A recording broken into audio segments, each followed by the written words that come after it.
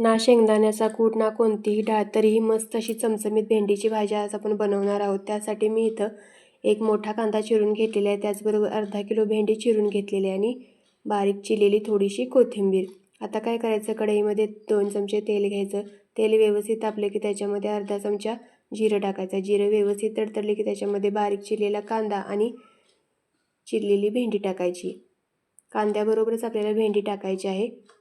त्याचबरोबर कढीपत्त्याची पाने टाकून ते 10 ते 15 मिनिटं व्यवस्थित असं परतवून घ्यायचं। त्याचा जिळगटपणा पूर्ण कमी होईपर्यंत आपल्याला ते परतवून घ्यायचं आहे। हे बघा,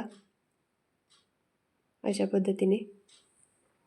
आता काय करायचं, तर याच्यामध्ये पाव चमचा हिंग आणि अर्धा चमचा हळद टाकायची आणि हे व्यवस्थित 2 मिनिटं परतवून घ्यायचं। नंतर आपल्याला त्याच्यामध्ये लाल तिखट आणि मीठ चवीप्रमाणे घालून मग पुन्हा ते मिक्स करून घ्यायचं आहे। शेवटी थोडीशी कोथिंबीर टाकली की मस्त अशी चमचमीत आपली भेंडीची भाजी तयार आहे। तुम्ही पण करून बघा आणि आवडली तर शेअर आणि सबस्क्राईब नक्की करा।